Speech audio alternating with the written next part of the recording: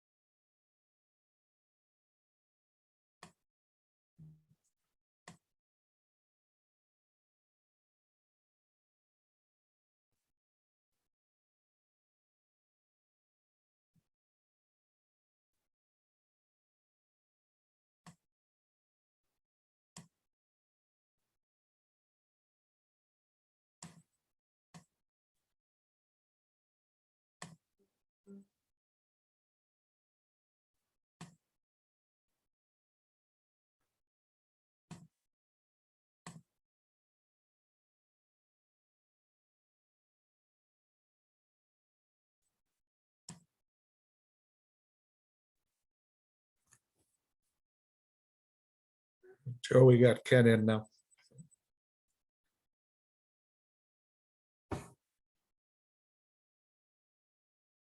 Okay, thanks very much. Ken, can you hear me? I can hear you. Can you hear me? I can hear you. That's great. Okay, fantastic. I can't seem to turn my camera on, but that's all right. Okay, no, it's we'll go first things first. That's good. Okay, good. So it's being recorded, so I'll wait. We'll give it a couple more minutes and then we'll get things rolling.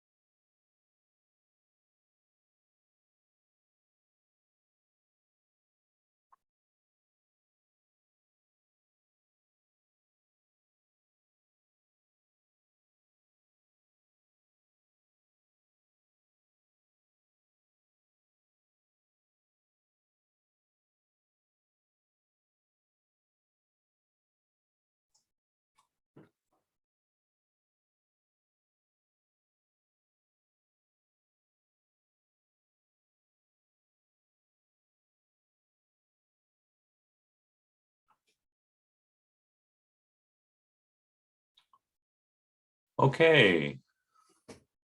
So welcome one and all to the December seminar brought to you by the Eastern Ontario Model Forest and the Canadian Institute of Forestry's Ottawa Valley section. Today is Wednesday, December 7th, 2022. And again, this is being recorded, which is why I'm being so accurate about what the date and everything is. And the title of this year's December seminar is Global Environmental Challenges, COP15 Challenges of Loss of Biodiversity Responding in Southern Ontario and Worldwide. And today we will have 4 panelists who will give us various presentations, and after which we will have time for questions. So without further ado, this is being brought to you by 2 organizations. So I would like to have first Ken Farr give us a bit of a welcome from the Canadian Institute of Forestry. Ken. Well, thanks very much, Joe, and welcome everyone.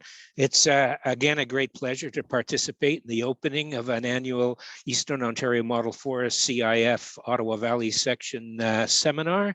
And as the chair of the Ottawa Valley section of the CIF, Institut Forestry de Canada, I'd like to provide a bit of background on the CIF and the IFC.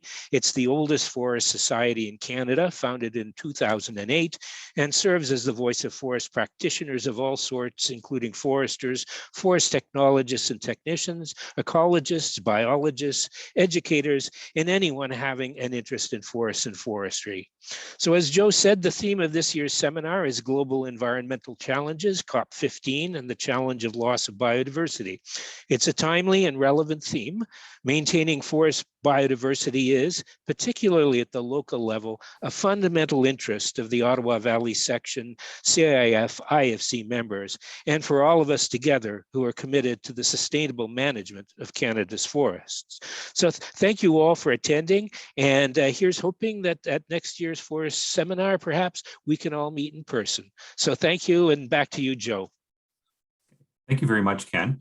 I would like to correct an error that I made initially. I mentioned that it was brought to you by 2 organizations, actually brought to you by 3 organizations, where I kind of got mixed up. I'd like to have John Pino take the floor for a couple of minutes, and he's actually representing, in this case, the Eastern Ontario Model Forest and the Ontario Woodlot Association, or the Ontario Woodlot Owners Association. So please, without any further ado, John Pino. Thanks, Joe. No worries there. We've been slowly walking down the aisle, the Eastern Ontario Model Forest and the Ontario Woodlot Association, to a not quite a merger, but let's just say very closely joined at the hips. In the future, a nonprofit arm, the OWA, and a charity arm, the Eastern Ontario Model Forest, and that's changing, evolving as we speak. So no worries. Yeah, I just want to say again, thanks for organizing this, Tony Bullitt there and the committee.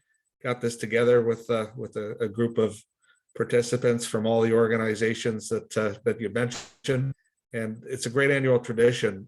I'm looking forward to the day when we're back in person as well. Although we've got lots of folks on, we're up to about 120 plus in total, and I don't know how long the traditions are going on, but I was going to them at least 20 plus years ago, and enjoyed the turkey lunch too. So just thanks to everyone involved. Thanks to our panelists. On behalf of the Eastern Ontario Model Forest, the Ontario Woodlot Association, we really appreciate everyone's engagement and involvement. And we're going to learn a lot today and hear some interesting stuff. So thanks, Joe. Okay, thank you very much, John. So we'll just get moving right along here. First presentation is entitled An Urban Commitment to Biodiversity Conservation, the City of Mississauga Story. And this will be brought to you by both Andrew Pachalski and Calder Schweitzer. Sorry, wrong, Glenn Prevost. So say that again, that's from Andrew Pachalski and Glenn Prevost. So our friends, Andrew Pachalski, RPF, is the City of Mississauga's project leader in woodlands. His responsibility includes leading, developing, and implementing proactive woodland management and maintenance strategies, which include implementing, maintaining, evaluating, performing technical functions, conducting expert tree assessments, and overseeing implementation of the asset management compliance, and supervising contractors, basically everything involving forestry in the City of Mississauga. Andrew has a Bachelor of Science and a Master's of Management Innovation and a Master's of Forest Conservation, all from the University of Toronto. In addition to his day job, he's also a guest lecturer in the Forestry Department at the University of Toronto, which is now part of the Daniels faculty. Glenn Prevost, RPF, is currently the program coordinator for the Eastern Ontario Model Forest and the Ontario Woodlot Association, managing their certification program, carbon offset program, and climate change adaptation training. His professional career includes working in consulting, research, and academia in both private and public sectors. He has a Master's of Forest Conservation degree from the University of Toronto, a Master's of Applied Science degree in Civil Engineering from McMaster, and he's a managed forest plan approver under the Managed Forest Tax Incentive Program, or the MIFTIP program, and has completed the Ontario Tree Markers course.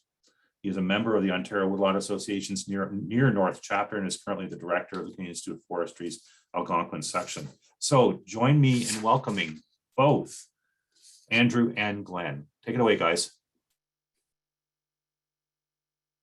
Thank you, Joe.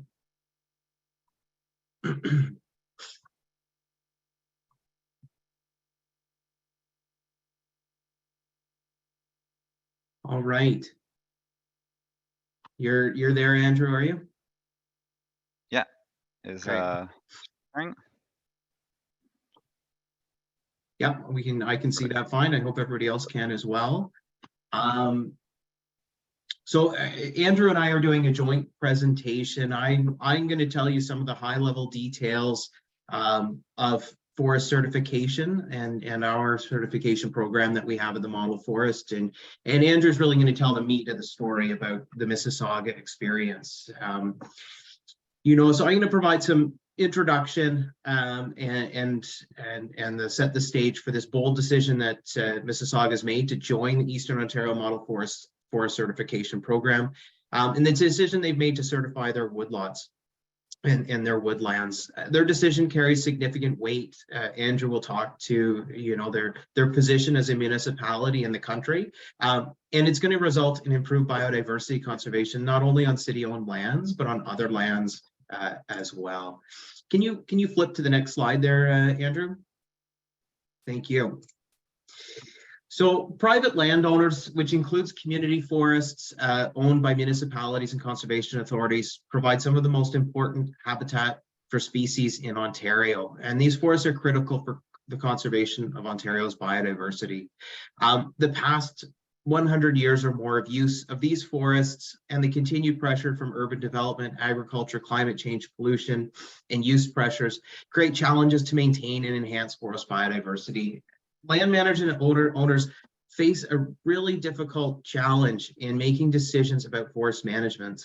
They have competing objectives, they have constrained budgets, they have limited time, and they have ongoing pressures that complicate management planning and on-the-ground action. Forest certification is a very good, proven, and effective tool for dealing with these challenges and conserving biodiversity. The Eastern Ontario Model Forest holds a Forest Stewardship Council, that's FSC, Forest Management Certificate. Through this certificate, 47,000 hectares of private land in Southern and Eastern Ontario has become certified as well managed. Forest certification is a process where landowners agree to manage their lands to a high standard. In our case, that's to the FSC standard, the Forest Stewardship Council standard. It is one of the most recognized and respected forest certification standards worldwide. After a forest owner believes they meet the standard, they agree to be audited by an accredited auditor. When the auditor deems that the forest owner has met the high standard, they're issued a certificate. This is the map that the Model Forest has taken. The issuance of the certificate is an ironclad testament to the quality of the forest management, and it puts the forest owner at the top of the heap of forest owners and forest managers. There are many stakeholders, Indigenous communities, and peoples who have taken a keen interest in the well-being of community, commercial forests, and even private woodlots. Following FSC principles is proof of good forest management, ensuring benefits to the local community, ecosystems, and the reputation of the certificate holder. In communications with stakeholders, communities and commercial forests can enrich the great story they have to tell, and Mississauga is doing just this. Certification is a reputation enhancer, and it makes it easier to withstand challenges from concerned citizens about forest management activities.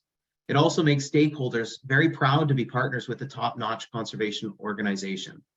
Certified forests become beacons of superior forest management to the local private woodlot community and other community and commercial forest owners. And that's something we really need on private land in Ontario.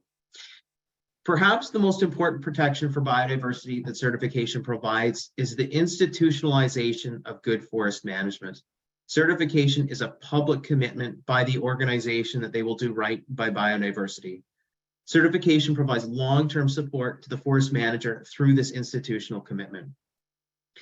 The public is unaware of how well served they are by the competent community forest managers in our certified group, such as those like Andrew. I'm routinely amazed at the quality of the forest management. I go out on site to field audits, and I'm blown away what our certification family has achieved and what we continue to do. Forest managers provide for the health and the biodiversity of some of the most beloved spaces in our communities, and they need support. Certification provides a framework to support them. It helps them weather political and budget challenges that could otherwise negatively impact biodiversity. It maintains access to often misunderstood but very critical management tools such as pesticide and forest harvesting that maintain and enhance biodiversity. It gives them access to a family of forest managers who they can learn from and collaborate with. Our group has experts on invasive species management, public relations, forest operations, risk and hazard mitigation, forest management planning, maintaining and creating recreational facilities, wood products processing, and yes, biodiversity conservation. This includes species at risk, habitat restoration, and just plain good management practice for maintaining and increasing species diversity.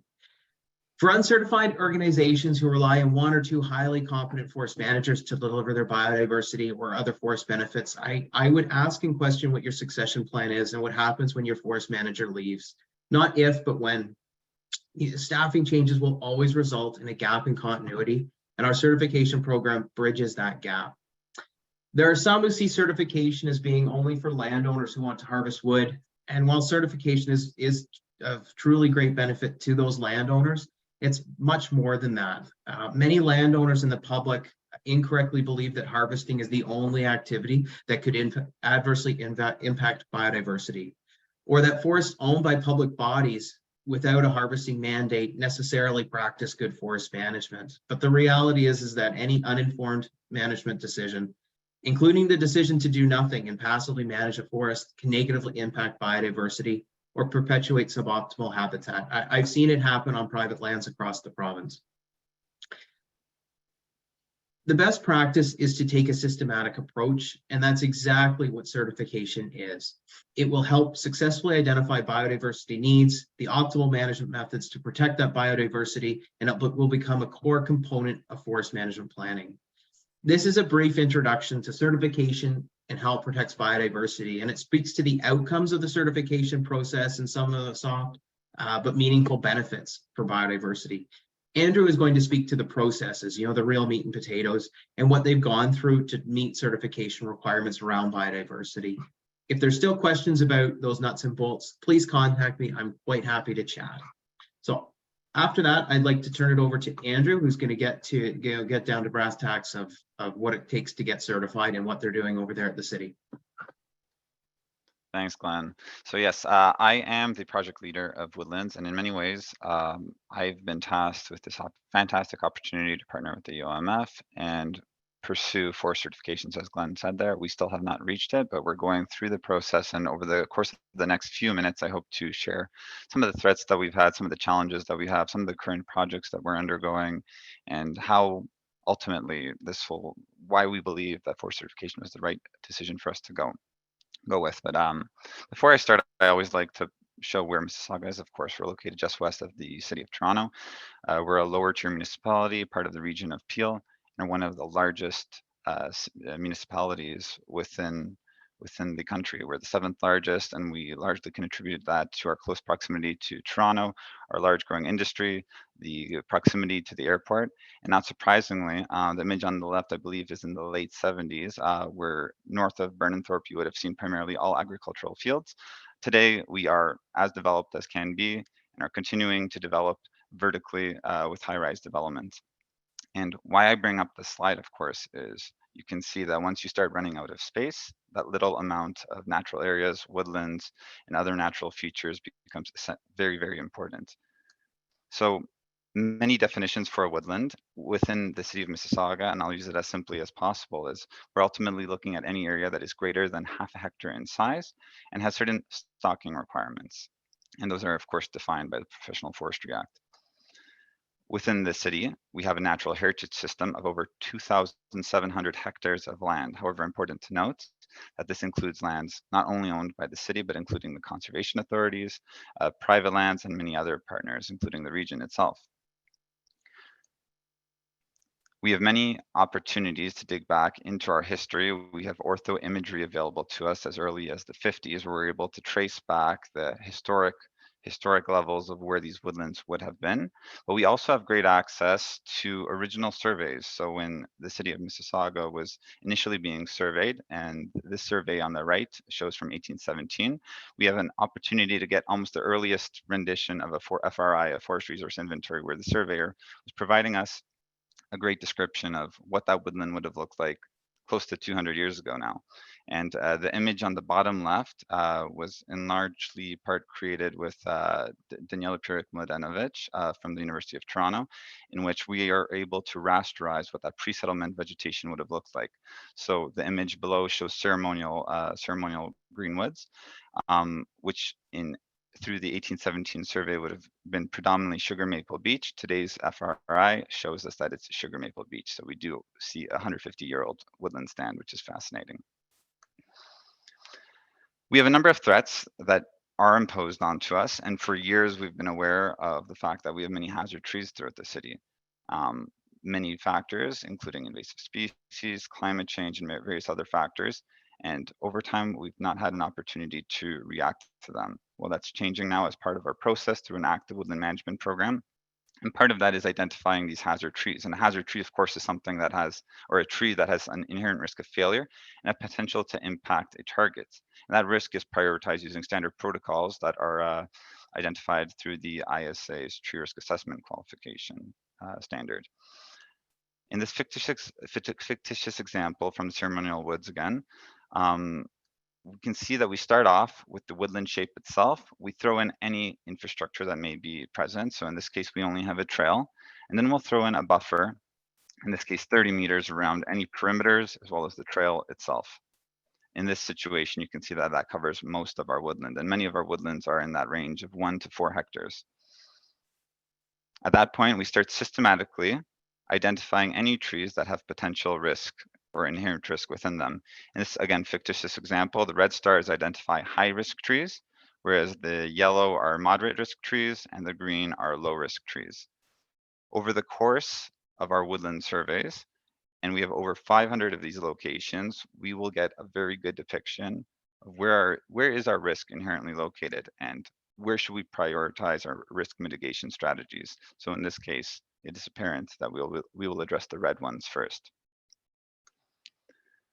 Woodland threats continued, so development and urbanization. So I've chosen to just focus on the urbanization element. So when we have continued development, we have increased urbanization, and when we have that, we have increased misuse of our woodlands. And that has many, many impacts on our very fragile woodland systems.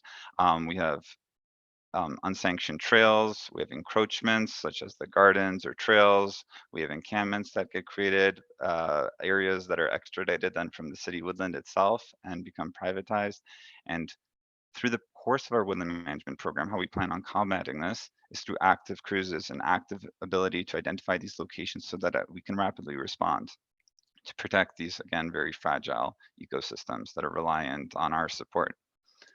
Invasive species. I don't need to show to introduce this pest to anyone. Emerald ash borer. Of course, this was a photo taken in 2020. Mississauga's urban canopy was 10% ash prior to 2013. 200,000 of our 2 million trees were estimated to be ash, and to this date, over 90% have been wiped out.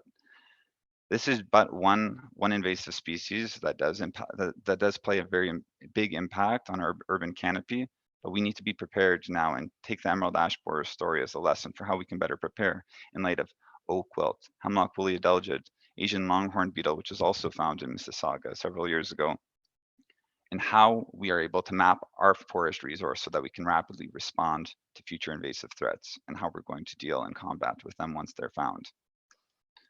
And climate change, of course, we are experiencing increased weather events, which are starting to become the norm. This most recent event impacted most of Ontario, and I wanted to just use it as a case study to describe the Mississauga story. So on May 21st, we had a major storm that impacted our municipality with over 500 tree failures, including whole tree failures, limb failures, branch failures, and a number of other impacts. As one can imagine, 500 storm events in essentially one day has an immense impact on our operational ability to react. And these events have to become, or we have to plan that these are going to become the norm moving forward. So How are we going to plan to address that? With a resilient forest and our active ability to monitor and manage so that we can increase the vigor of our woodland over time. Glenn made an excellent introduction to forest certification, so I'll skip over this slide, but what I will mention is, why is the city interested in pursuing that? And he made a great point in there. It creates that structure for sustainable forest management program. So what happens when, let's say, I leave the city or my successor takes over? The forest management program creates a forest management plan. It creates that inventory. It creates an operations manual, and it creates that ability to make almost like a sequence of events that are able to be followed by anyone within forestry. It's the blueprint for how to manage that woodland, and it's such an essential step for how to properly manage that woodland resource. It provides that assurance to that community that Mississauga is managing to the best abilities, not because we say that we're doing that, but because we're being audited by a third party that proves that we are doing what we're saying that we plan on doing. We have an opportunity here to become the second certified municipal forest within the country, and in doing so have that opportunity to raise that industry standard in a growing network of municipal forests interested in forest certification. So the inventory is one of those important elements within the structure, and that gives us important information such as what do we have, where do we have, how much of it do we have, what condition is it, and how old is it, how large is there anything rare, special, or significant? And that's what we're finding within our woodland inventory already. We are, of course, within a very important ecological zone within Southern Ontario, the Carolinian Forest. And within it, we find so many important species, regionally rare, and it's our prerogative to ensure that those areas are not only preserved, but enhanced over time. And through this forest resource inventory, through our commitment, through forest certification, we hope to enhance, restore, and amplify many of these features. As I mentioned earlier, we're prioritizing many of our woodlands, and in this case, we've selected 36 sites and over 200 hectares throughout the city as priority woodlands, so meeting at least a few of those criteria, so over half an hectare in size, tablelands, and suitable for active forest management. And for each of these sites, we will be providing a detailed forest inventory and an individual management plan as part of our overall forest management planning process. And as mentioned, we'll have those existing conditions to our inventory, our management goals, which will be discussed on the next slide, individual plans, and that ability to quantify the success and failure of this program over time. Through November 6th to December 6th, actually, so just closing now, we have had a public consultation period in which we've asked the public to help us prioritize some of our woodland management objectives. So what is important for us as a city? Is it tree biodiversity? Is it aesthetics, safety, recreation, woodland and tree health, or the wildlife habitats? Well, many of these are important, but obviously there are sometimes contrasting objectives, or contrasting priorities, whereas recreation pressures may have an impact on our biodiversity goals as well. So through our woodland planning phase, we have asked the public to engage in our survey, and we've had rather positive feedback with over 400 reviews to date. So where do we stand today? We are currently completing our hazard tree inventory as well as our forest resource inventory, which is planned to be completed by the tail end of this year. And our hope is to start preparing our woodland management plan, or FMP, in the first quarter of 2023 with the draft ready for spring. An example of what our inventory would have looked like, this is taken at Rathwood District Park, in which it shows us what is our species composition, what is our basal area, what's our average diameter, our heights, our density, and so much more. We can also create our stocking structure based off of established guidelines. And what we can see specific in this area is that we have a great representation of polewood sized trees and small sized trees, but rather lacking in the moderate, large, and extra large categories. And that then helps us, in line with our objectives, decide what's the future management decisions that are appropriate for this site among many of the other sites throughout the city. And as this final slide here, I also just wanted to share some of those comments that we've received so far. And this is a recording, so everyone will be able to read some of this, but for the most part, we've had rather positive feedback. Many people identify that our woodlands are such an important and critical element for what it means to live in Mississauga, and therefore so important to preserve over time. And I'm excited and blessed to be part of this opportunity to create this program. And if there are any questions, I'm very eager to answer those now. Okay, thank you very much, Andrew and Glenn. That was great. So normally we would take questions at the end of the seminar, but in this case, Andrew and Glenn have to take off and do other things, seeing how they're busy people. So any questions, please use the chat box and we will try to respond to them at this point. Thank you. While There's people also- are typing in some questions, I wanted to point out just one quick or two quick things. One was that Mississauga will be the second urban municipality certified to the FSC standard. There's some other rural municipalities, but they'll be the second urban municipality, and that's a big deal. I also wanted to mention, Mississauga has a number of small little woodlots, and while we talk about fragmentation as being a negative thing, these woodlots are still incredibly important. Lenore Farrig was the winner this year, 2022, of the Gerhard Hertzberg Canada Gold Medal for Science and Engineering, and her work on fragmentation has shown just how important these little pockets of woodlands are. And I saw it myself when we were there touring some of the woodlots and the wildlife we were seeing. They're important. They're small, but they punch above their weight for sure. Okay, thank you very much, Glenn. So I see that we have a few questions already up, so I'll just go through these quickly, or I'll ask them. I'm not going to answer the questions because you're not asking them to me. So first one is, so great to be focusing on existing tools.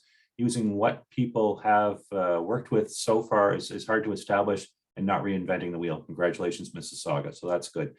Next question is, did you have a problem with dog straggling vine in Mississauga? So I'm thinking this is for Andrew.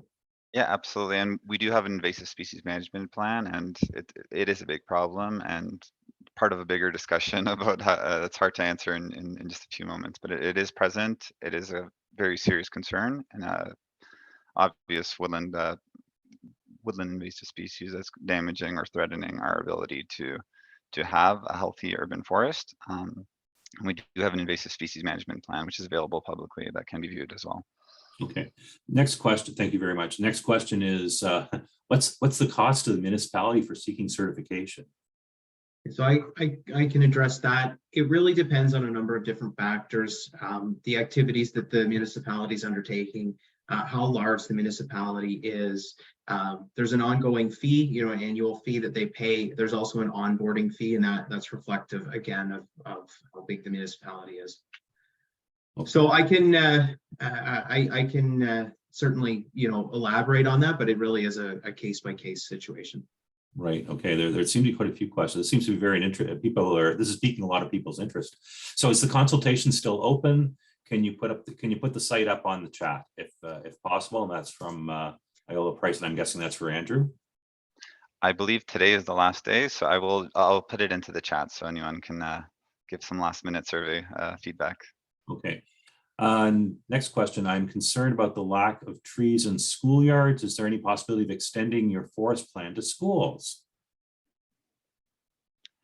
For the purpose of our initial certification process, we've decided to only or exclusively use city-owned land. So therefore, at the very beginning, I had mentioned that there's 2,700 hectares of natural area, or part of our natural heritage system is 2,700 hectares.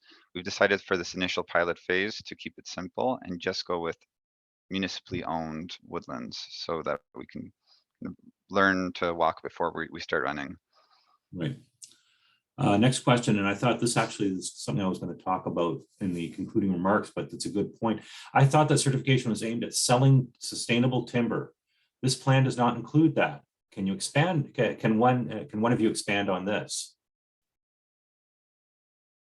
I can provide kind of a general answer, and Andrew, you can maybe elaborate on that. Yeah, I think that's forest certification is about ensuring good forest management, regardless of what your outcomes are. It does look at harvesting as one of the potential impacts on the forest, but there are certainly many others. We want to make sure that we have the systems in place to protect biodiversity. And so in the case of Mississauga and some of our urban municipalities, those are storms, those are invasive species. There's management action that needs to be taken. It's not just about timber extraction. And in fact, our group, harvesting is an important revenue source, but not the driver. It's about providing community benefits and providing that framework for managing recreational facilities, as well as just for forest health and wildlife habitat. And you need a framework for that, and the certification provides that. Okay.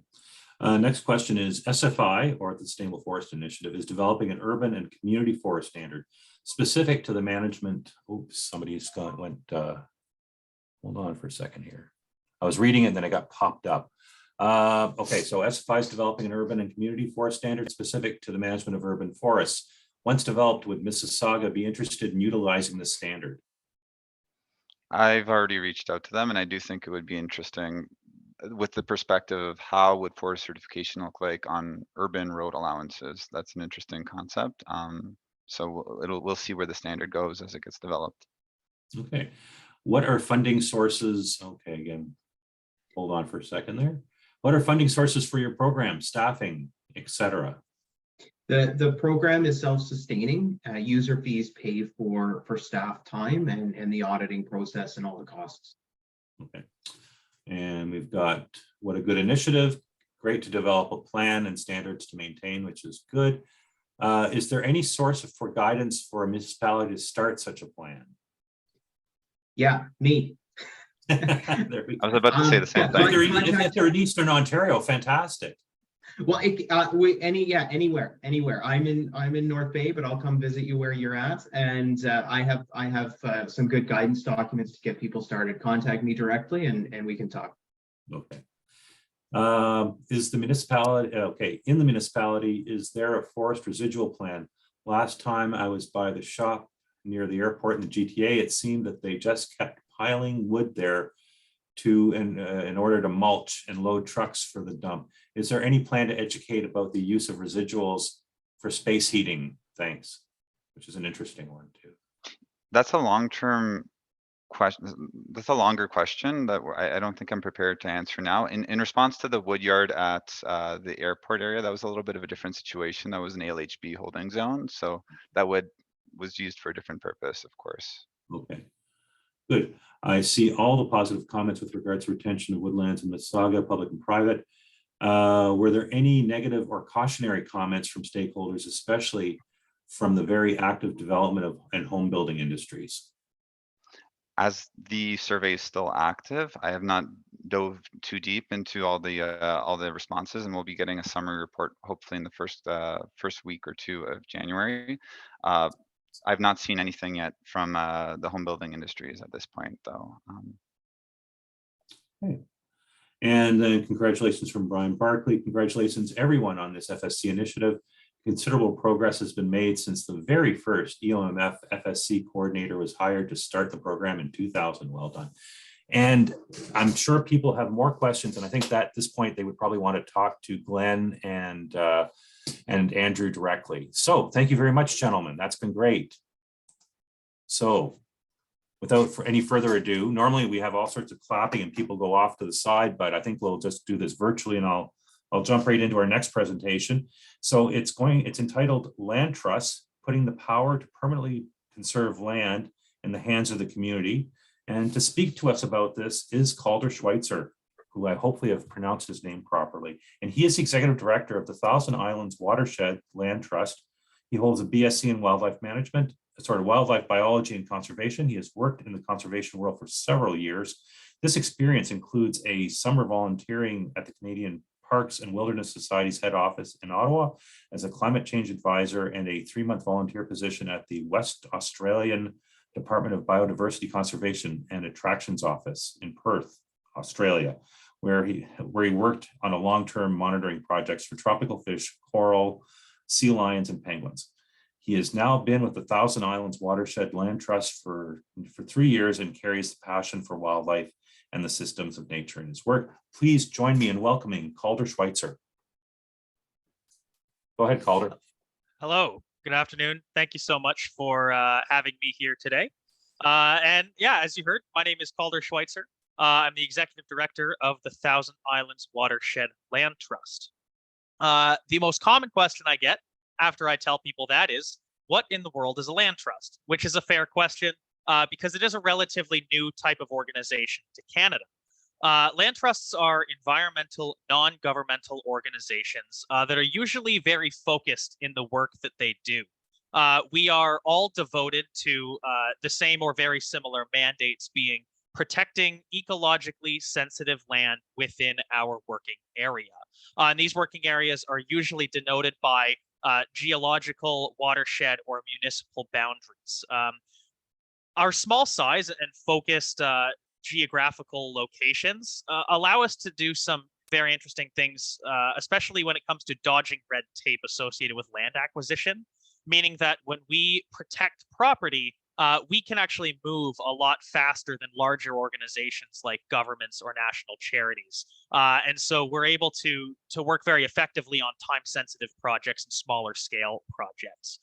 Now, just because we're focused and relatively small scale in the areas that we work doesn't mean that collaboratively we don't have a big impact. There are 35 land trusts in Ontario that currently protect over 85,000 acres of land. And as you can see, almost the entirety of Southern Ontario is covered by some sort of a land trust, as well as some very large ones up in Northern Ontario. And there are land trusts all throughout Canada and the US as well. Specifically, I'm getting ahead of myself, the Thousand Islands Watershed Land Trust is located on the eastern side of this map, right near the little Brockville tag. You kind of see that stoplight of areas, the red, the yellow, and the small green, roughly triangular one at the bottom. That green one is us, the Thousand Islands Watershed Land Trust. As a land trust, of course, we're non-governmental, non-profit charitable organization with a mandate to permanently protect ecologically sensitive land in the watershed of the Thousand Islands. We do this by working with willing landowners who own pieces of rural land that is ecologically sensitive in some way. They approach us and we help them turn that land into permanently protected areas. And this notion of forever is one of the biggest advantages to the work that we do. When a person donates a piece of property to the land trust, there are significant tax benefits that are made available to them. And in order to ensure that the investment of those tax benefits by the government is equitable and worth it, essentially, we are legally obligated to protect all of our properties forever. And so we offer just one opportunity for landowners to permanently protect land that they have some sort of connection to, whether they've grown to love it in the time they've owned it, if they grew up on it, or if their kids or grandkids grew up on it. People donate for many different reasons, all with the same idea of wanting to protect something forever.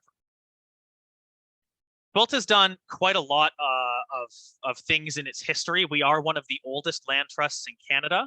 And I just want to go over a little bit of a history of what we've done to show a bit of our pedigree in terms of what we've been able to accomplish in these last 30-some odd years. We were first incorporated in 1993 as the Canadian Thousand Islands Heritage Conservancy. And this was founded by a group of individuals, many of which who are still on the board today, that were very concerned about the rapid loss of both the ecological and cultural significant areas in the watershed of the Thousand Islands. So they came together and began looking for a solution for how to protect these areas permanently.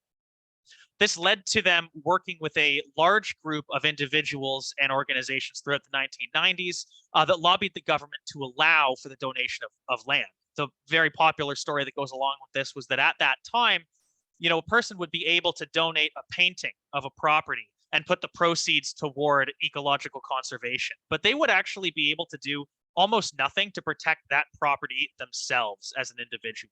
And a lot of folks saw this as a really big gap in the ability for people to take control of conservation on their own land. And so this lobbying effort was started in an effort to establish a system that could be done through. Also throughout the 1990s, the Heritage Conservancy started on one of its first and one of its largest projects. A theme throughout, as you'll see, is that Quilt has been ambitious for a very long time. This was a collaborative project with a lot of support from the St. Lawrence Parks Commission, the Barbara Heck Foundation, that ended up, as well as, many other private landowners that donated property and worked with us, And this ended up in the doubling of the size of the Thousand Islands National Park. So already throughout the 1990s, the organization was starting strong. By 1999, the property donation infrastructure legally was established enough that the Heritage Conservancy could actually protect its first properties. One on Hill Island that was later given to another organization that was better equipped to steward it at the time, and another one, Island 78E, here in the Thousand Islands, that we still steward today. In fact, I was there just this summer, checking up on it, making sure that everything is still A-OK with it, which it is. In 2002, the Heritage Conservancy spearheaded the designation of our area as a UNESCO Biosphere Reserve. It is one of only 18 in Canada, and if you're familiar with it, it's called the Frontenac Arch Biosphere Reserve.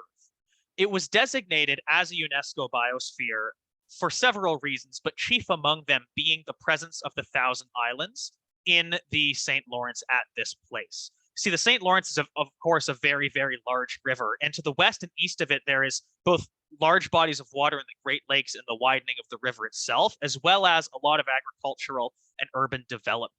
And here in the Frontenac Arch, which is this southerly extension of the Canadian Shield that crosses the river and actually creates the islands, animals, and over a much larger time scale, plants can actually use the islands as stepping stones to hop and skip across the river and cross it in a much safer way than if they were to take the whole swim all at once. There's also a lot of ecological value on either side of that crossing. Specifically in the Frontenac Arch, we contain 17% of the remaining forests in southern Ontario. And we also support about 1/3 of species at risk in Ontario. So this place is really an ecological gem in a landscape that is very much developed. And we thought so, that the people who spearheaded this designation thought so, and it turns out the United Nations thought so as well. And so it was designated a biosphere reserve in 2002.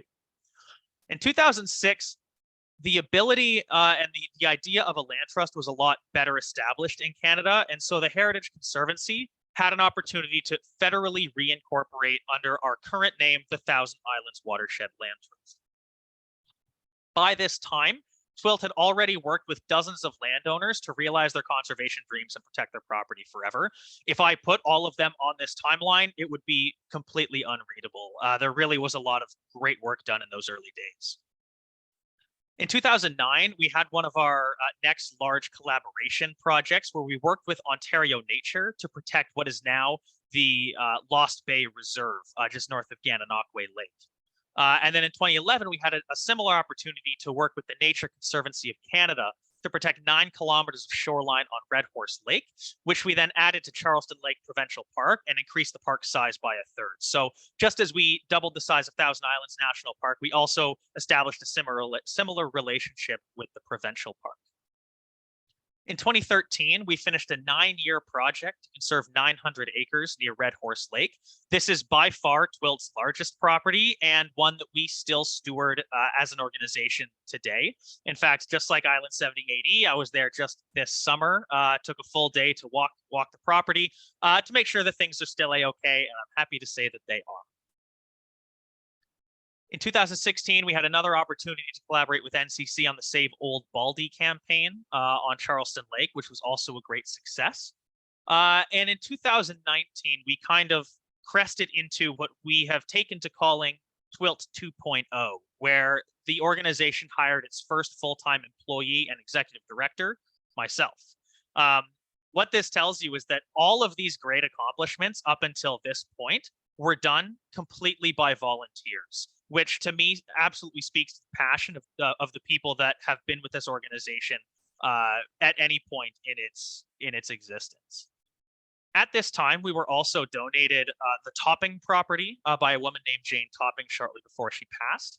And this was destined to become what is now the Glen Elm Learning and Experience Center. It's an 111-acre property with about 1/3 of that size is provincially significant wetland, as well as a large forest to go along with it. But the property also kind of goes back to the roots of the organization because it has a lot of cultural heritage as well. There's an 1838 house and barn on the property, as well as the ruins of 2 mills that were once kind of the center of this hamlet that stood on the property and in the general area. And we've been working since 2019 to refurbish the house, stabilize the barn, and create a vision of the property as a place for the community to come to learn about nature in a hands-on way. We've been running a lot of events there, and that kind of activity is only going to increase in the years to come. Our most recent news this year is that we were awarded a $600,000 grant from the Nature Smart Climate Solutions Fund. That's a batch of federal money that is designated to go to organizations that are working to mitigate the climate crisis and improve carbon sequestration in projects that accomplish that. So this is going to go toward the costs associated with protecting private land, with helping people turn their property into protected areas, and is going to allow us to protect a lot more property that has forests and wetlands and grasslands that are so valuable for sucking carbon out of the air, out of the atmosphere, and helping to mitigate the climate crisis on a local scale. We've also decided once again to be ambitious with this project, and have actually decided that over the 5 years the $600,000 is going to be awarded, we have set a goal for ourselves to turn it into a $5 million project to try and make that grant go even farther. And I'm happy to report that thanks to a very generous donation by a couple who outright purchased us a property, as well as many, many other private donors, we've actually exceeded $1 million in year one. So we have a lot of momentum into this 5-year project. And one of the great things that's happening right now actually is that from now until the end of the year, we have an anonymous donor that's matching all donations up to $50,000. So every dollar donated to the trust from now until the end of the year is going to be doubled, which is, at least in the time that I've been here, the largest matching funds commitment that we've had, and something that is going to catapult this project even to the next level even further. By the numbers, TWILT has been around for 29 years, and we've had our hands on 34 conservation projects, totaling about 6,100 acres of conserved area. This includes all of our collaborative projects with NCC, Ontario Nature, and our many other partners. Of those 34 projects, 22 are properties that are directly owned or managed by TWILT today, which total about 1,800 acres, just a little bit over. This number is growing every year. We've done 800 acres of conservation in the past 3 or 4 years alone. And as the organization grows and continues to increase in capacity, that number is only going to get bigger. TWILT is an organization that I hope, as you can tell, is very ambitious and gets a lot of good work done. And we can afford that to the advantages that we have of being a small organization. Those things I talked about earlier. The fact that we're able to be flexible with working with landowners. You know, a lot of our landowners turn into not only supporters of the trust, but personal friends of the people that help donate their land.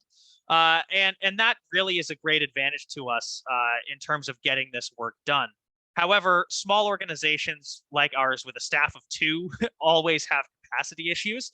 And so we are really propped up by our partner organizations. They help us out with all sorts of things, including data sharing and equipment loans.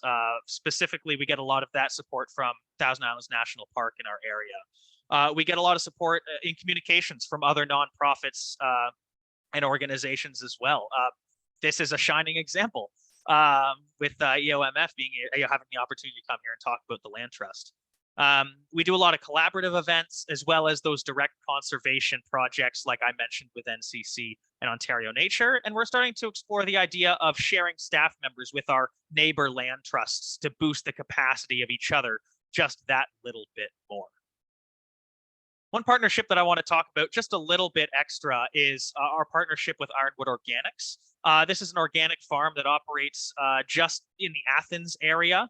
And if you ask me, is a shining example of how a landowner can steward their property in a way that is productive for them and their goals and what they want to accomplish on the property, but also in a way that is consistent with the needs of nature and not only protects nature, but collaborates with it.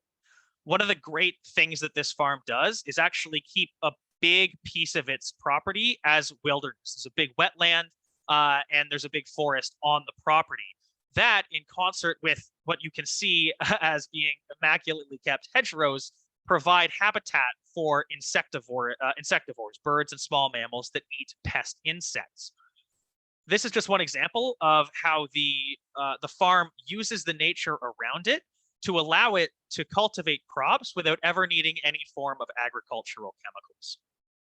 We do a lot of collaborative events with Ironwood Organics specifically. We've done several farm tours, and most recently, the farm hosted a group of students from McGill University to come and learn about sustainable farming and how to work with the land to produce on it.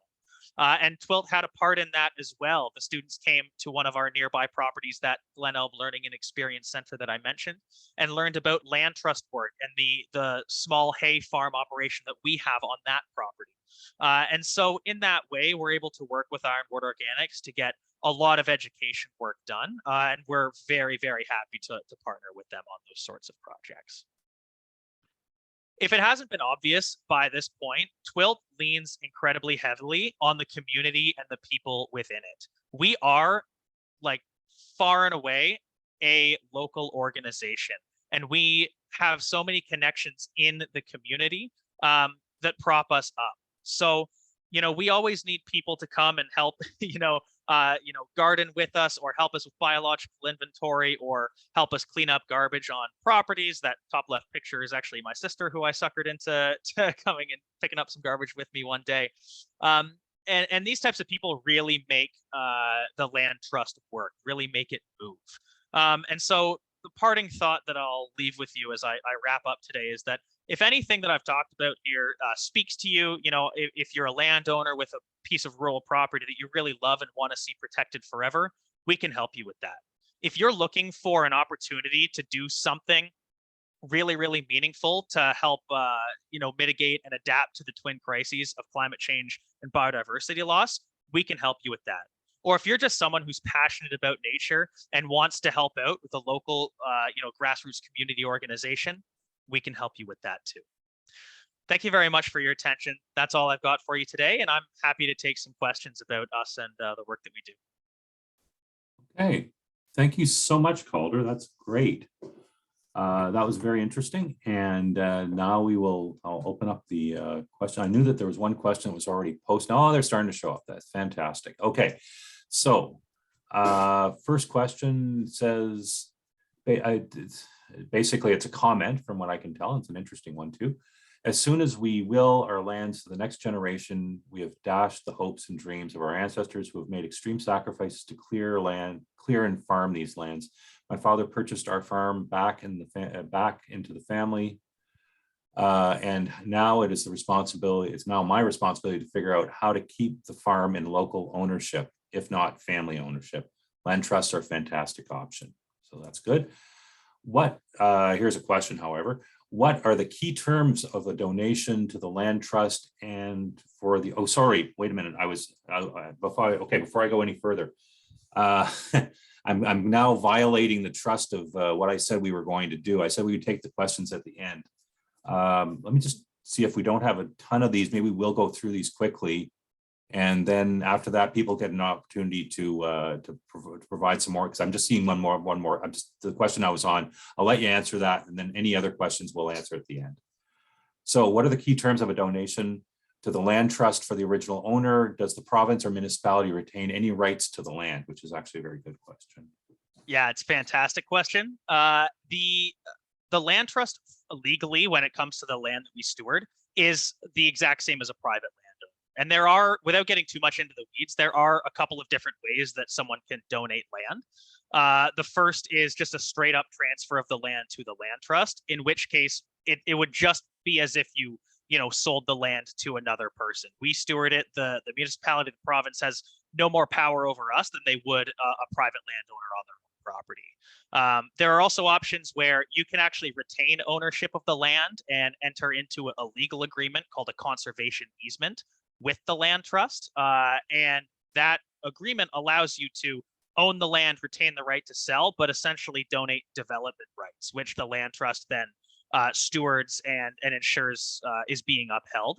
and that follows the title of the property, meaning all future landowners are bound by it. So in short, the answer to your question is, the province municipality don't have any more power over us than they would a private landowner. And the terms of a donation, like I said, one of the really great things about us as a small organization is we have a lot of flexibility when it comes to terms of donations. Okay, thank you very much, Calder. That's great. So any other questions people think about them, and either you can type them into the chat box, or you can, anyway, we'll address them at the end. So without any further ado, our third presentation is entitled Protecting the Biodiversity of Ontario's Lakes and Rivers and Adjacent Woodlands.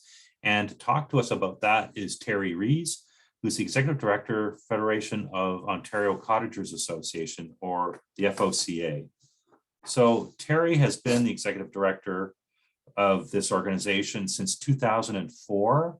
It is the Federation of Ontario Cottagers Associations is the largest waterfront landowner organization in Canada. Terry is a member of numerous committees focused on biodiversity, water and water management, rural economic development, and more. Terry is FOCA's lead in Ontario's Lake Partners program, the largest volunteer water quality monitoring program in Canada, and the Ontario Biodiversity Council, and has volunteered on lake associations with environmental initiatives for over 30 years. Terry's first 4 summer jobs were in the bush in northwestern Ontario, including 2 as an initial attack fire crew with the OMNRF. Terry grew up summering on the lake, and together with his wife raised 2 wild and free outdoor children who now share his love of Cashabog Lake, just south of Apsley, and Terry can absolutely correct my pronunciation of that. So please join me in welcoming Terry Rees. Thanks so much, Joseph, and thanks to Tony and John and others for inviting me today. It's a pleasure to address this audience. And as an old dog, I'm still learning new tricks, and it's as interesting for me to be presenting as it is to learn from others. And so I'm happy to hear from others that are speaking here today as well. I was a founding member of the local land trust here in the Kawarthas, so I'm a big fan of the work that land trusts do as well. So I'm just going to give you a couple of ideas about what we're about and how we fit into the biodiversity and preservation landscape, and just talk a little bit about who we are and what we do. So we heard I'm with the Federation of Ontario Cottagers. We've been around since 1963, and we're an association of associations.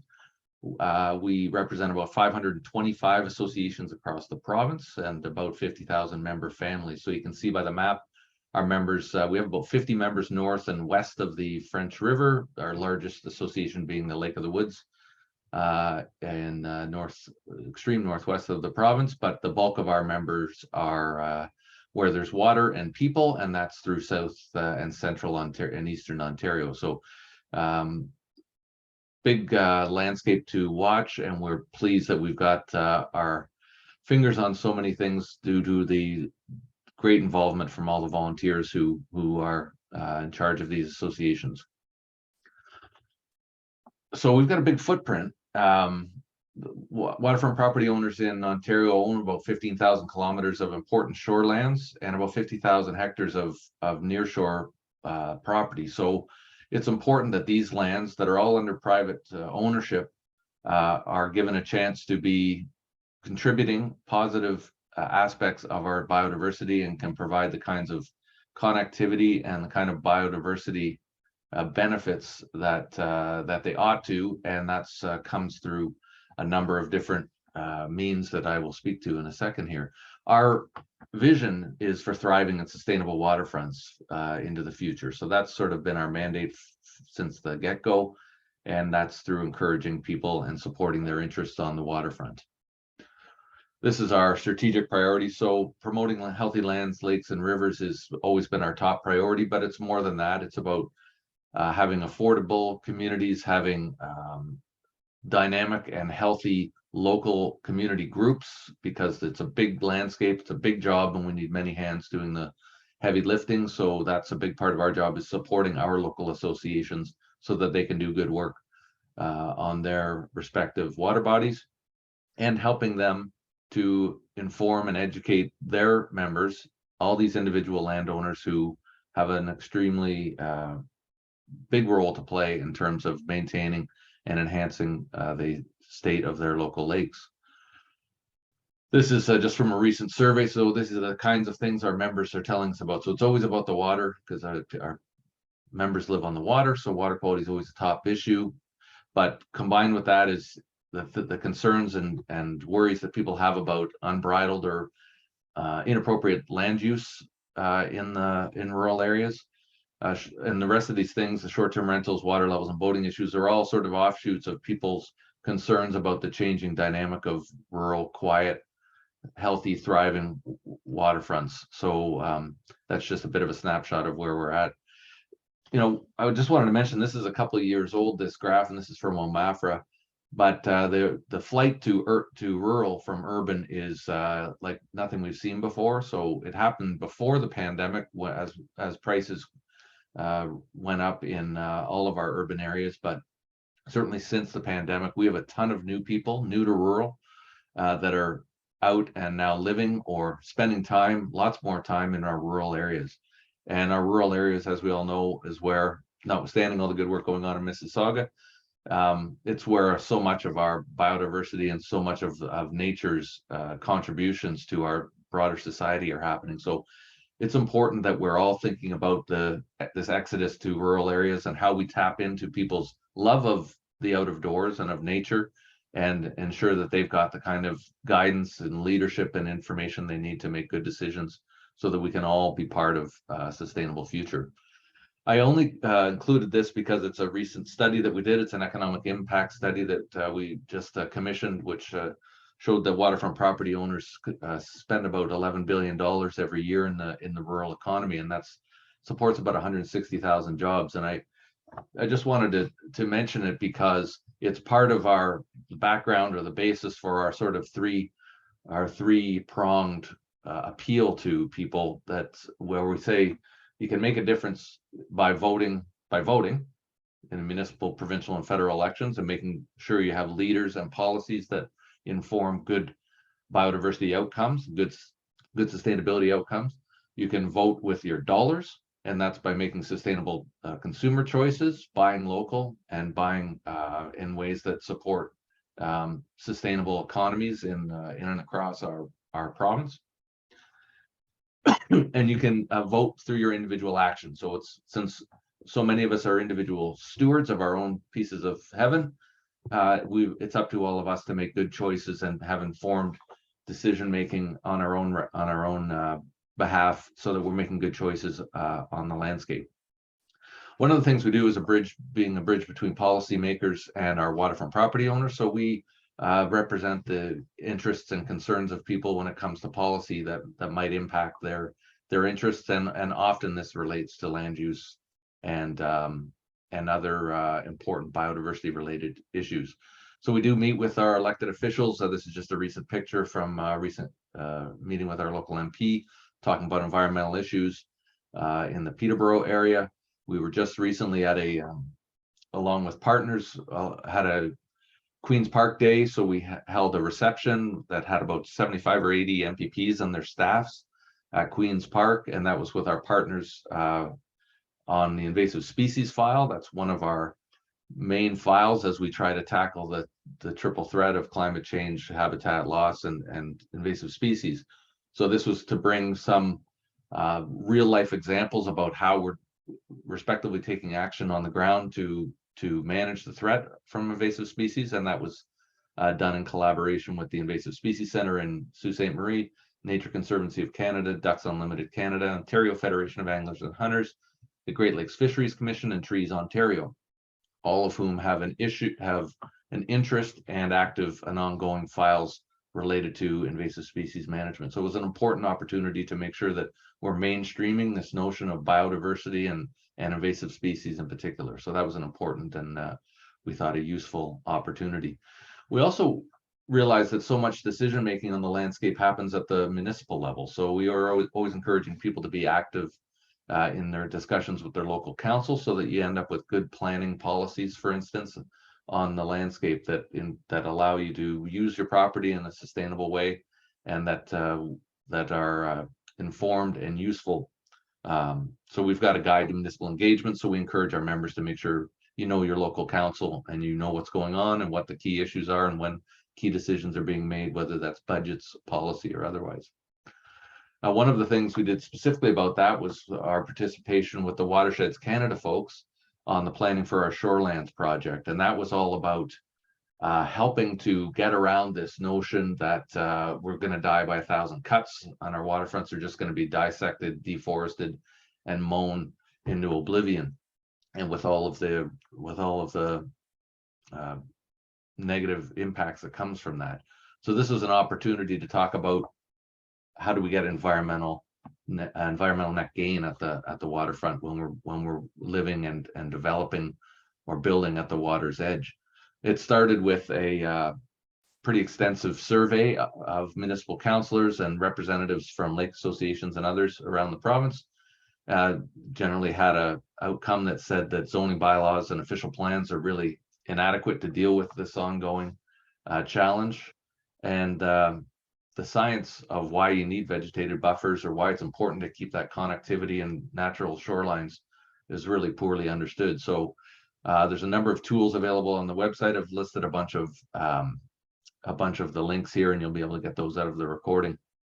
One of the most recent one was a document that was compiled by the team, which was the science behind vegetated shoreline buffers. So it answers or speaks to the question of why is it important and who says, and what's the science saying. So this is about a variety of benefits that comes from maintaining a variety of vegetation on the uplands, because that contributes to all manner of important biodiversity outcomes, better water quality, and otherwise. So an important set of tools that we hope will be useful for decision makers at all levels.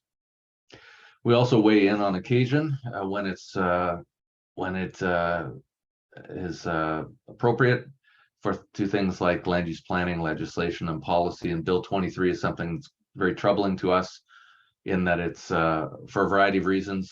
You can go to our website and see what we've had to say about it, and I'm sure others have had similar kind of concerns. But we think that a watershed approach, having site plan control and maintaining local decision making is really important. So those are the kinds of things we'll continue to speak to the province about, because they are the ones who determine what the role of the local authorities, local municipalities, and local conservation authorities have in maintaining flood resilience, climate resilience, and biodiversity. So we weigh in on that stuff, and we've got lots of information there. We're particularly worried about flooding and the concern and the impacts of building around water where we live, and how that changing water regime is going to impact us. The other thing we do is help our members to build a sense of stewardship, build a community of stewards, and understand their local community, so that we're building champions in the local community. So we do a number of programs. The iSample On program was an invasive species monitoring program we've done the last couple of years, and that's an education as well as a science programs. We've got citizen scientists out sampling their water bodies for a variety of invasive species and testing out some new eDNA technology, which we think will be really useful in the future, and really just to build a community of stewards and also build our collective understanding of what species are where in the province. So that's one of our programs. We've worked through the Green Shovels Collaborative, which includes a number of the organizations I mentioned earlier at our Queen's Park Day. And that's on the ground control, education, eradication, and other initiatives around Phragmites, which is a pervasive and challenging issue for everybody. And so that's another one of our programs. And then was mentioned earlier, the Lake Partner Program. It's the largest water quality monitoring program in Canada. It's got about 600 volunteers. For about 30 years has monitored 800 sites or so across Ontario. So that's really an important long-term trending program that helps us understand the combined effects of our landscape decisions, climate change, atmospheric deposition, and a whole bunch of other impacts on our lakes, particularly the nutrient status, which is important because we know climate change over time is going to have impacts for our lakes and and all the lands around them. So we do talk a lot about climate change because we think we all need to be resilient and make good decisions around not just our policies, but also our individual actions. So we've got lots of information available there. And the kinds of things that we're telling our members, and this is, I don't need to tell them, especially if you were in the derecho, and we certainly experienced it in our area. But we know we're going to see more severe and extreme weather events. The precipitation's going to change. We're going to have wetter winters, drier and crazier summers. We know that this has got impacts. Dr. Satyan Sharma and others talk about the impacts on aquatic biota and the incidence of blue-green algae that are going to change as our waters warm, as we have less ice on through the season, and other effects of climate change. I kept this in here. It's an older map, a drought map from about 2016, but if you live in Eastern Ontario, the big red blob, you'll probably remember this. I kept this because it was a real reminder for me about what a wacky world we're headed into, because this year in this example, and I'm sorry, I can't remember the date of this map, but this same year we had floods almost through this whole area. So we had a flood and a drought in the same season. So if you live near the water, or if you don't for that matter, these are things that we all need to be concerning ourselves with. And this has impacts on ourselves as humans, but also of course on all the biota that supports our healthy existence. And this is no surprise, forests are going to be subject to more drought and more wildfire. And so these are things we have to be mindful of, and we encourage our members to be fire smart, and that means keeping an eye on the bush as well as the shoreline. So the kinds of things we try to encourage is smart development along the shoreline. This is not the example of excellent shoreline stewardship, but this is the kind of thing we're trying to avoid and encourage people to understand that if they retain the natural biodiversity, it has multiple benefits for us and for all the species that thrive in that important shoreline area. We know that there's going to be impacts to changes in flora and fauna as well. I guess I'll just add that in there. And things like, we have to think about what's twigging to people, and if we're not going to have any more loons, that's obviously something that's going to be a concern to our members. I mentioned this and the blue-green algae and invasive species, both forest pests and aquatic species are going to be more pervasive. We do have participated, I think we're the second longest sitting members of the Ontario Biodiversity Council. So we're pleased to be there amongst a group of organizations that are all committed to understanding the state of our biodiversity and taking steps, all of us across society, that's government, non-government, industry, civil society, academia, all of us have a role in understanding what's happening with our biodiversity and taking the steps within our realms, within our scope to do our best. And as we go into COP15, or as we watch along with COP15 here, we know that the challenges are great and we shouldn't be fooled by our really abundant biodiversity that we've got in this province, that we are immune to it and that we don't have to take steps. So important to keep that top of mind, keep it important to everybody, whether you're urban or rural, and make sure that we mainstream the notion that biodiversity is important to all of us. We did some work as well with local land trust around corridors and habitats, understanding that it's not just about individual properties. They're a part of the puzzle, but the puzzle's got very many pieces. So understanding that linking some of these important properties together for their value as combined things, whether it's complex wetlands or it's headwaters of important cold water streams, there's important connections that need to get made. And some of this information was really important, for some decision making around priorities for land conservation. So and I'm pleased to say that this is a few years old now, and that a number of these parcels have been specifically targeted, purchased, acquired for conservation purposes, and so that they're retained in perpetuity. And that's important to have that bigger mindset about what's in the neighborhood and how can we collectively do more to make an impact. The last thing I'll talk about is the fact that we distribute a lot of resources to people so that they can understand what these issues mean to them. So we've certainly done lots to talk about climate change. Our Healthy Waterfronts book, we've probably distributed 20,000 of these to waterfront owners across the province, and talking about what makes up a healthy waterfront, why is it important, and what you can do. Important information. There's lots of others doing similar kind of information, but for our part, this is our audience, and this is the kind of thing we're trying to encourage.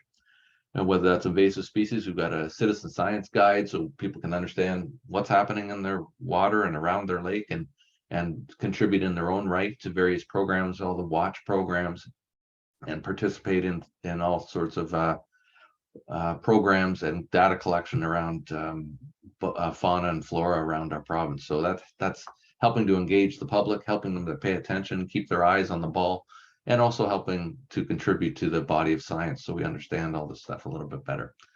And yeah, I've noticed there's a septic thing there. So of course I'd be remiss in saying that we're part of revising this Septic Smart Guide. So just our waterfront property owners own about 250,000 or so septic systems in Ontario, and we think that it's important that for environmental and human health that those are managed properly. And so that's another thing that we talk a lot about on-site wastewater, so we're trying to minimize our impact that way.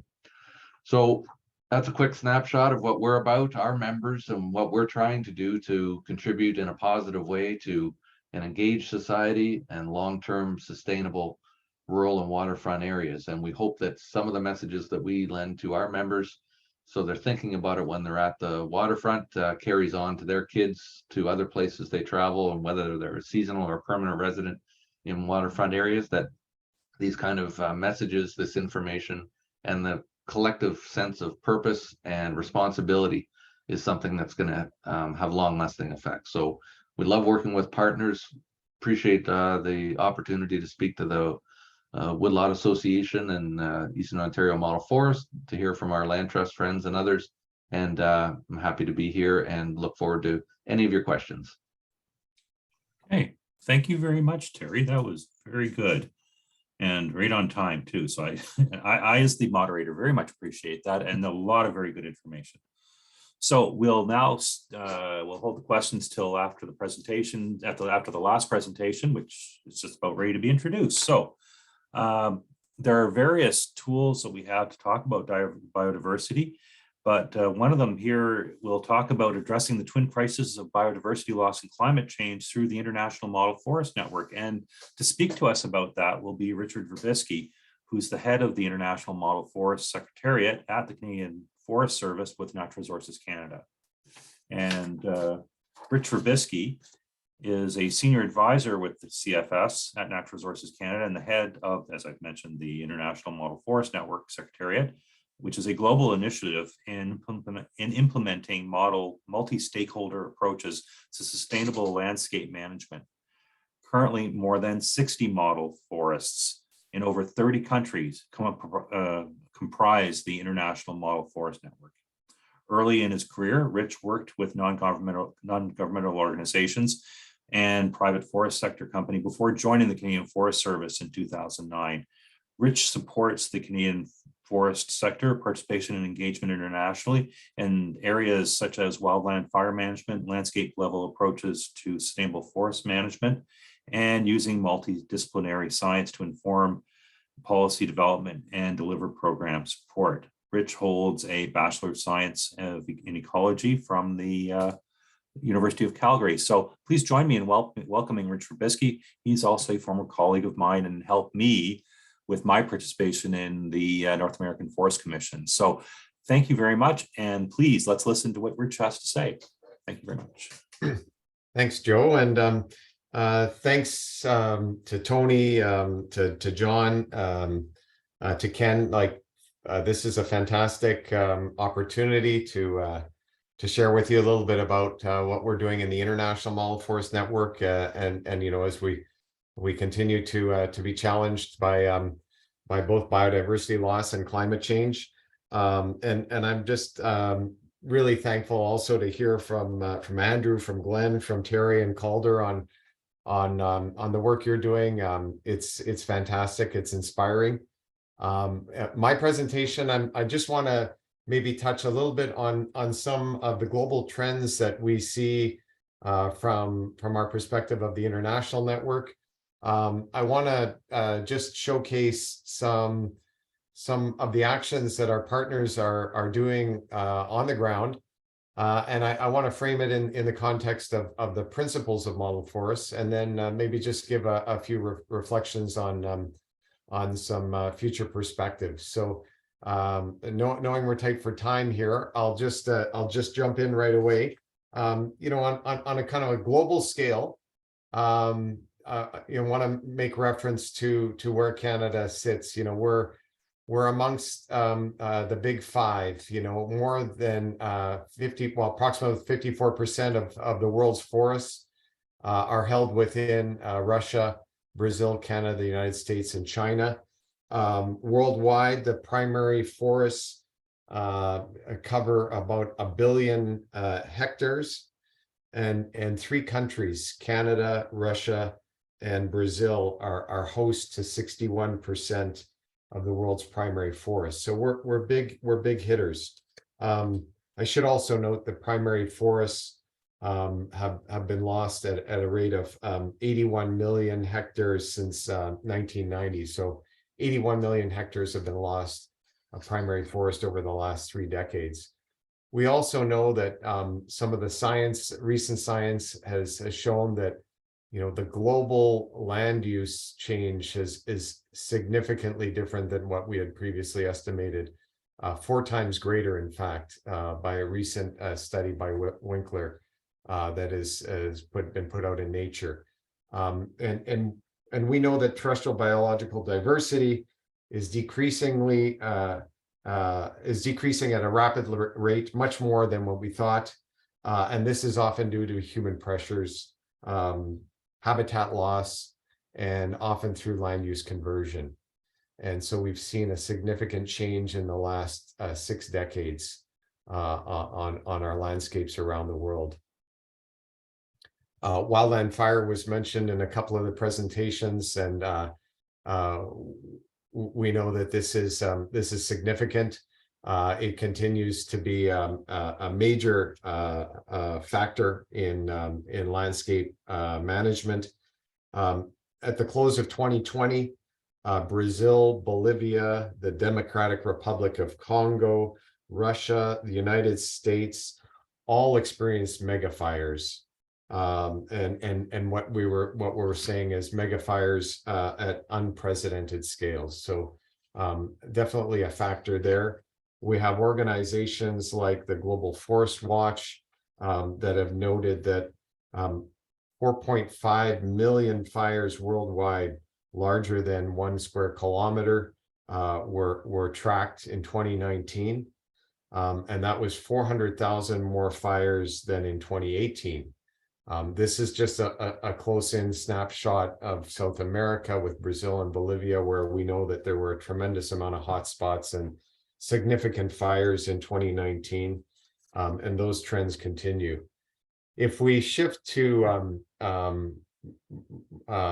the forest resource assessment that was done by the United Nations, published in 2020, there are some glimmers of hope. We do see some positives in the case of Asia, in the case of the Oceania and European regions. We actually are seeing a net increase in forestry and forest cover. North and Central America were grouped in with the Central American folks, and you know, fairly neutral. And then we see some very troubling trends in South America and Africa. So we know that good changes can occur, and they can happen.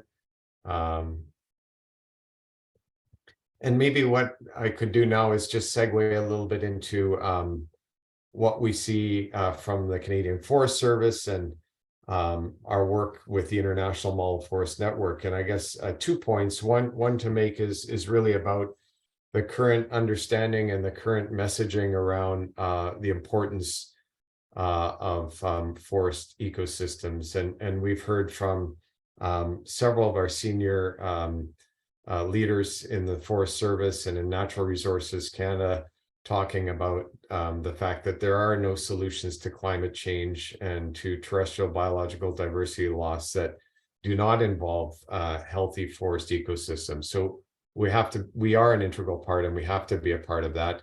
And a little bit of a pitch for one place that we're doing that. Today is the launch of the COP15. And on Monday, we'll be presenting along with some other panelists at an event at COP15, where we'll share some of the successes around the work we're doing in the model forest in Latin America and Caribbean in landscape restoration and governance. So I did mention that I wanted to share with you a little bit about some of the partners and the actions that we've undertaken across the network. It's a dynamic network. We have 60 sites in 35 countries, and we encompass more than 73 million hectares. So I won't be able to touch on all of them, but I will say that it is and continues to be a global network that grows. It's voluntary, and it's something that we should be proud of. It's something that is emulating our values and reflecting the importance that we share in terms of conservation, biodiversity, and sustainable forest management. So, these notions and these activities around whether it's a conservation trust, whether it's certification, whether it's the educational programs with lake owners, these are all fantastic examples of how we in Canada are able to shape policy and advise and change things, and we share that within this broader network. The model forests, the 60 of them that we have within our network are unique, but one thing that is common are these 6 principles that all model forests share. So they are unique in their landscapes. They're unique in the partners that reflect the values on those landscapes. But the commitment to partnerships and working in a voluntary way, that is common. Working at a landscape scale and representing the broad values, whether they be social, cultural, economic, or environmental, are common to all model forests. A commitment to sustainability, a governance structure that is open and transparent, and promotes collaboration, and a set of activities. We're, as Canadians, we like to be very pragmatic, and so knowing where we're going, how we're getting there, and what does success look like through a program of activities is important. And lastly, a commitment to sharing our knowledge and our lessons learned can help accelerate sustainability. And so these are things that are common to all model forests, and I'm going to use them as a bit of a framework to jump into some examples of how we're working to address biodiversity and climate action. And so perhaps one way to do that would be to share with you some imagery of model forests, in this case some partners in the Chiquitano model forest in Bolivia, women and youth working together in a seedling production, young women working in the Pichinaki model forest in Peru on governance structures and forest management practices, or in the biodiversity hotspot of the Chaco Andino model forest in Ecuador, and some of the work on edible food products. Or lastly, within a regional network where we have representatives and partners from countries as different as Cuba and and Puerto Rico, where they still manage to work together and share these same attributes. Other partners, again, here is an example of the Pichinaki model forest in the Amazon of Peru, where we are making sure that there's strong involvement of youth, women, and a diversity of actors from the landscape. Interesting also is notions that we are learning from in organizations like the Pantanal Model Forest in Brazil, where they talk about the importance of understanding wildlife and the biodiversity as a partner. The partnerships are not just human, but they extend into nature as well. And so some very, very interesting concepts around partnership throughout the network. When we talk about landscapes, just one example here, the Kodagu Model Forest in India, where they're working through a large project, a global environmental facility project. And it's a focus on improving biodiversity conservation and reducing land degradation through sustainable agricultural practices, and doing that at the landscape scale. So definitely some work being done in a remote and a unique ecosystem. Again, another biodiversity hotspot in the Western Ghats.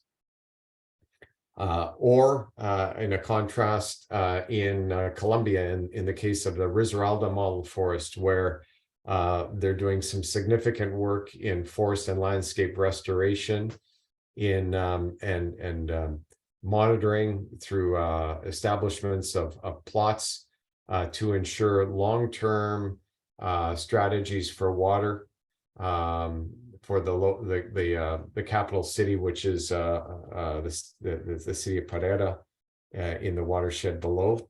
So the model forest playing a very unique and important role in a landscape approach to the safety and security of those in the city below.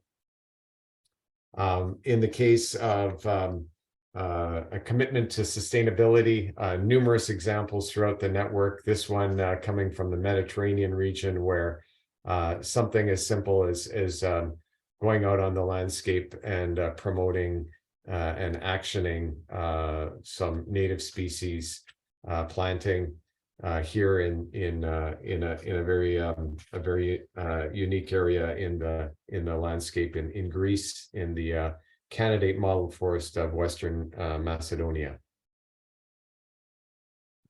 Other examples of a commitment to sustainability, and some examples on a landscape, the soil conservation and erosion mitigation work done again in Colombia. And then as well, using the natural resources that are available, in this case, promoting ecotourism by documenting and the likes of over 750 bird species within the model forest of Risaralda, and using these as approaches to furthering sustainability. And then in terms of governance, I really wanted to, it seems to be a very much an underlying thematic, I think, as well, of our presenters today, and the importance of working with people and having the voices heard, and understanding that, you know, there's an approach that has to involve information, collaboration, and discussion, and those types of things will help inform you know, the transparent and open decision making, and that the faces around the table can be quite varied. They can be from the mining sector, they can be from First Nations communities, they can be women, they can be youth, and in this case we see even right down to the importance of having the local dogs participate in some of the meetings. In terms of programs of activities, this is another element that's important to a principle of a model forest. And one of the examples I wanted to share here was from the newly minted model forest of the Biosphere Maya model forest in Guatemala. And one of the things that they've done is taken a look at each of the local community forest organizations and their land tenures or their forest tenures, and map them to the relevance, the direct relevance and importance to the sustainable forest, the sustainable development goals that are commitments made at a national level. So they have tried to reflect national commitments into their local sustainable forest management practices. Underpinning that is of course a concept of tools that include strategic planning and a continued work in terms of monitoring and evaluating their work plans. And as well, I just thought I'd mention in terms of the principle of knowledge sharing and capacity building and networking. You know, we've heard a lot about that today. In fact, some innovative work and how this knowledge that we've shared today and that we continue to share through model forests and our network definitely helps us to advance and tackle some of these big issues that we have. Issues of biodiversity, issues of climate change can seem overwhelming. In this case, the Bakila model forest in northern India in the Himalayas continues to work and share their knowledge within our network, but also within broader networks. And in doing so, facilitate research, produce data, and help to advance some of these larger challenges. We also, through our model forest network, and in this case, these are some examples of some recent screenshots and some initiatives from the Latin American model forest network, which has made a strong effort in the last couple of years to focus on the importance of youth and engagement in as agents of change in landscape management, in sustainability issues. And they've done that through remote platforms like the one we're on today, but also on the ground when possible. And that's an example in the bottom corner there of one of the local model forest or forest schools where you know, discussions and real life experiences can happen on the ground. You know, there's other alternatives too. I wanted to put these two images up. One is a series of technical reports that have come out of the research from the recent post fires in the Chiquitano model forest in Bolivia, where there were not one but 3 mega fires over the 2019-2020 year. And in contrast, some of the work that's being done just by one of the local schools on the broad diversity of species that are occurring, bird species in one of the local model forests in Colombia. So examples of how knowledge sharing can be either technical or a little bit softer. In terms of just future perspectives, I think what I really want to share is that, you know, through our 30 years of experience with model forests and the continued growth that we see, that a landscape and a partnership-based approach has been widely accepted as a good practice and from a forestry perspective globally, something that can offer an enormous potential, a potential for us as Canadians to help lead and to showcase our work, and to really to address some of these big challenges that we see, whether they're in terms of climate or biodiversity.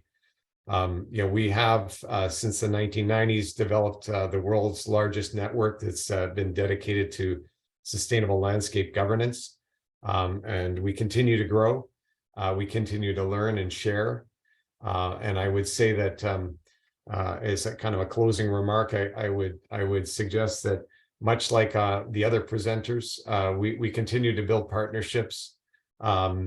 It's a busy and a hectic world out there, and we need to acknowledge our successes whenever they may be. Continue to adapt because today is going to be different than yesterday. and the challenges that we face tomorrow are going to be different. And so we can do that through the network.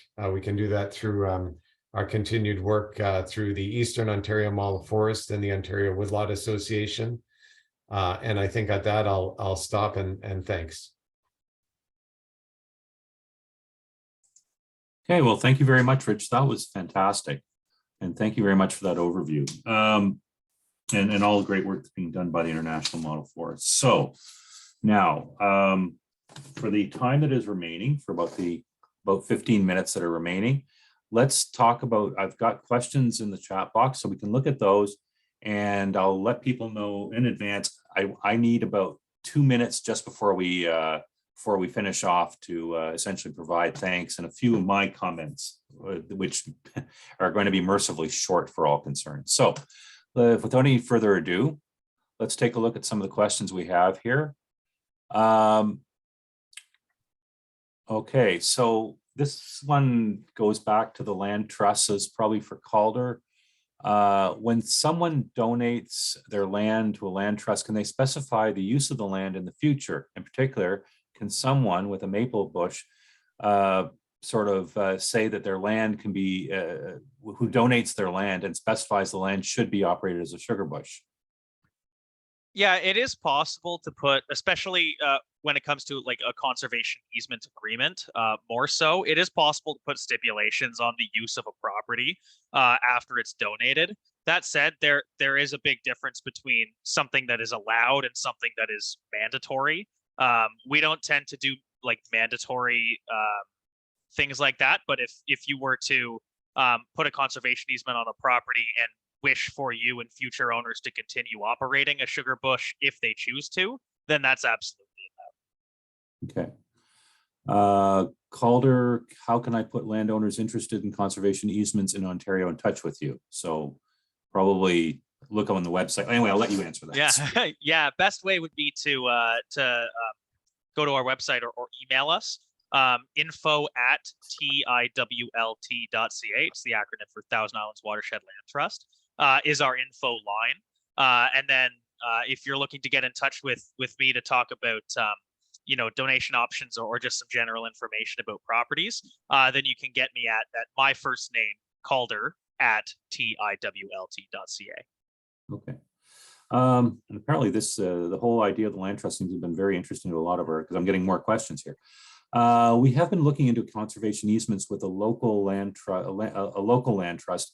However, the indemnity that they are requiring from the landowner seems very onerous. For example, if any damage was done by a trespasser or nature, as in a forest fire, for example, the land trust could require the landowner to rehabilitate at the owner's expense the land to the conservation easement to its former state.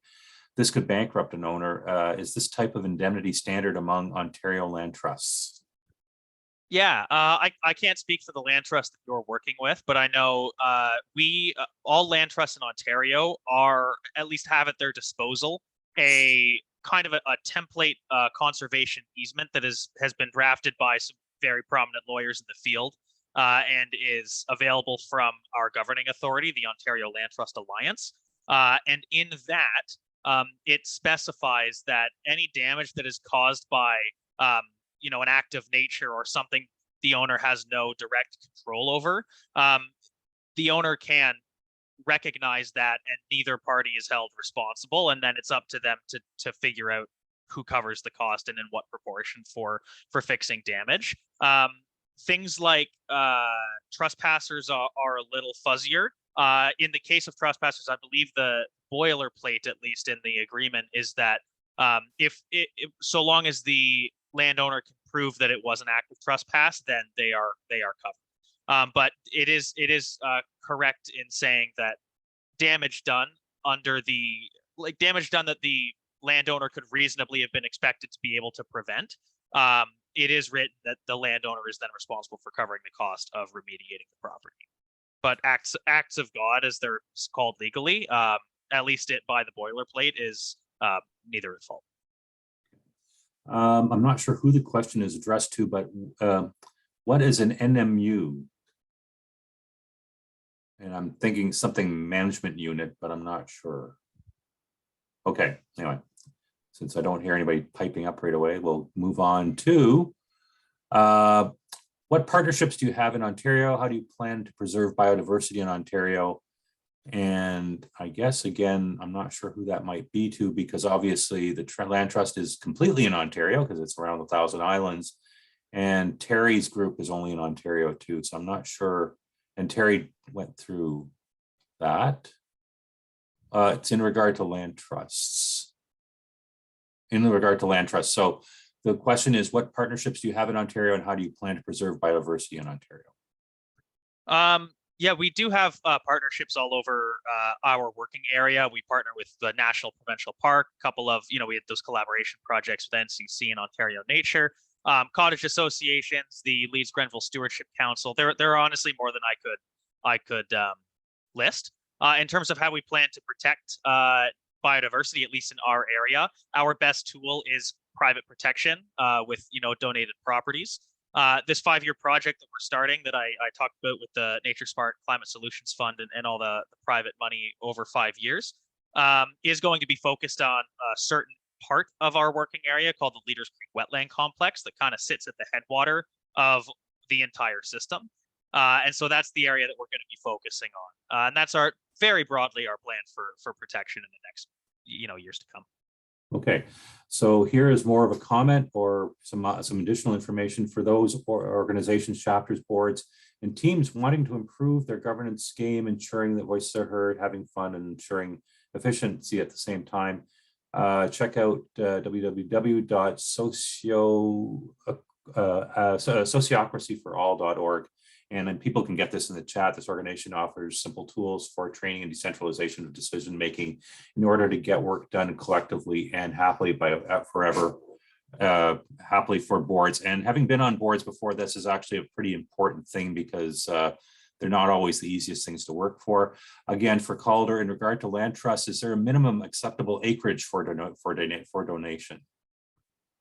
Typically, and it really depends on where you are and what your local land trust might have policy-wise. I know at least for Thousand Islands watershed, we don't have a hard limit on a size.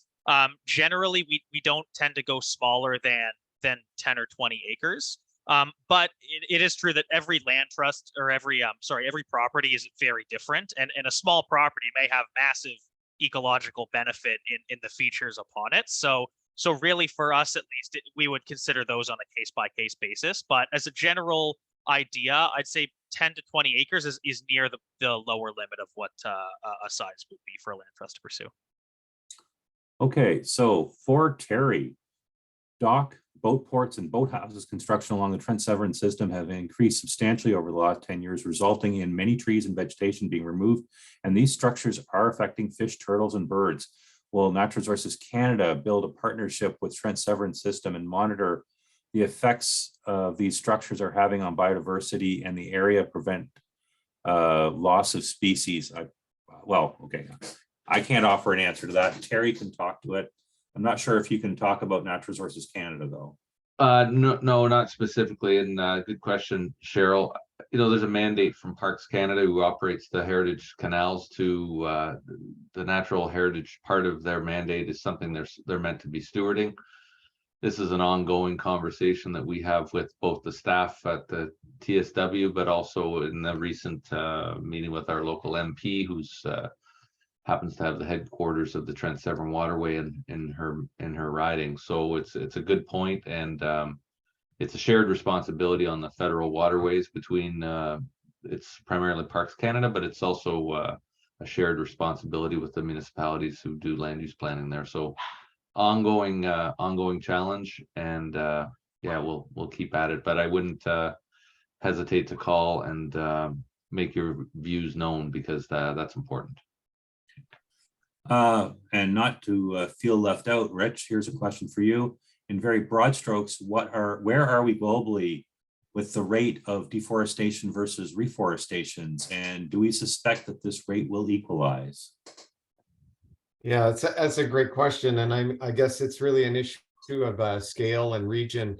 So I think I put up a slide there about the results from the global resource assessment. So, in some parts of the world, we're seeing an improvement, an increase, in fact, of forest cover, and then in other areas, a considerable decrease. So, you know, overall, I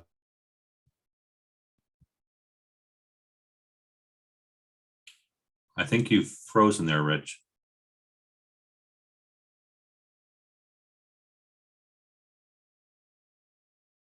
And I'm hoping the sound comes back.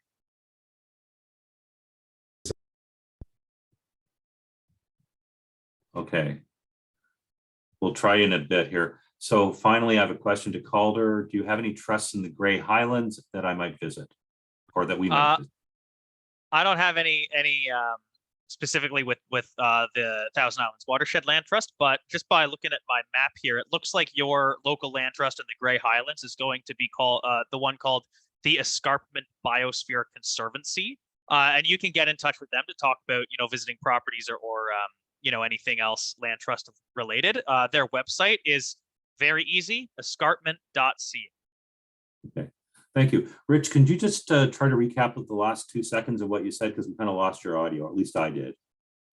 sure. Yeah, I was just trying to signal that the Global Resource Assessment, or the FRA, the Forest Resource Assessment, from the Food and Agricultural Association organization, is probably one of the best places to go for a broad stroke, reputable review of what we're doing globally in terms of deforestation versus afforestation.